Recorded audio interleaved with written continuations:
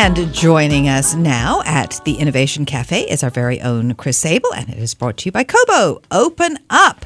Now, you are going to be chatting with the scientific advisor for the movie Arrival. We talked to Ann Brody about the movie, and I think it's amazing. But Jessica Coon is from McGill. They brought in a real expert.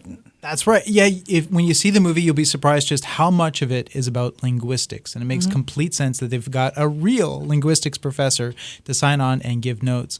So I got to chat with Jessica. Here she is talking about the nature of her work before we get into the movie, where she studies sort of forgotten languages like Mayan, which is actually still spoken by people in Montreal, believe it or not. But yeah. Really? Okay. Really. And you can imagine that in the world today, there are sort of key languages that are dominating. We're getting into this monoculture and other languages that are kind of endangered. Well, that's involved in her work. Here you go. There are over 6 million people who speak a Mayan language as their first language, and there are 30 different Mayan languages. So this is a big language family with a lot of historical depth and a lot of complexity. And this is true all over the world. There are somewhere between 6,000 and 7,000 different languages. We've still only scratched the surface of the grammars of many of these. And so this is also an urgent kind of study because many of these languages are endangered. Some estimates that within the next century we might lose up to 90% of the world's currently spoken languages. So understanding the grammars of these languages is both urgent from a scientific point of view, but also important from a cultural point of view. You can hear she's one of the top experts in the world. I mean, she's got the Canada Research Chair. This is a big focus of her study.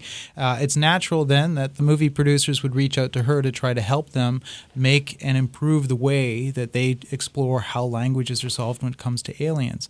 But as they began to look at her, and they looked at their fictional character played by Amy Adams, and they looked at Jessica Coon, and they realized they're almost identical. Suddenly, she went from just writing little notes on the screenplay to them coming in and starting to copy her life. So listen to what the response was. So I gave some comments on the linguistic aspects of the screenplay, and then I worked a lot with the set crew throughout the movie, which was so much fun. They came to my office and they took pictures of everything. They borrowed all the books off of my shelf. They wanted to know, what kind of bag do you carry and what kind of papers are on your desk. So her office looks remarkably like a McGill linguistics department, down to the ugly filing cabinets and bookshelves that we have. I went out where they had the military tents, and they said, okay, imagine you've just been helicoptered from your office at McGill to the site of this alien spaceship, and you're working on translating this language and understanding the structure of it, and you have a team of 50 military cryptographers, and you're in charge. What do you write on the whiteboard? This movie is also rather unusual. I learned from my lunch with Amy Adams in that they casted her role first, and then they found the male lead to complement her. And apparently that's very rare in Hollywood. Okay, this is awesome. Like right down to the ugly filing cabinets and having lunch with Amy Adams. She must be having a blast. And having seen the film, those comments just rung in my ears because there's an entire scene in that office, and it'll make you laugh.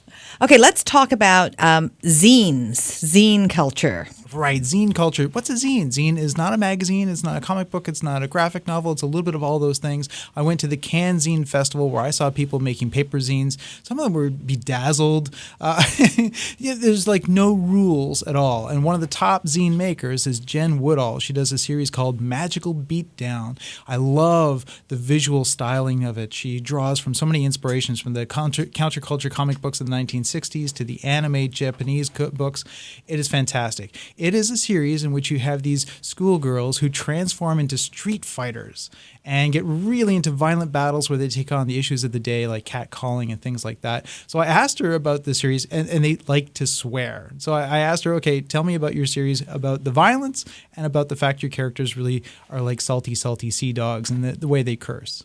Well, it's basically kind of a love letter to the things that really influenced me growing up. Something similar to Sailor Moon, about average schoolgirls who transform into these super powered alter egos. But it's also about street harassment and sexism. It's a very typical story in a way, but then I like to give it my own dose of personal politics. So they're not just fighting evil monsters that come from space. They're fighting people that are bothering them in the street, people that would assume things about them because of the way they look. And then, of course, there's a lot of excessive violence because I also grew up watching a lot of excessively violent anime in the 90s.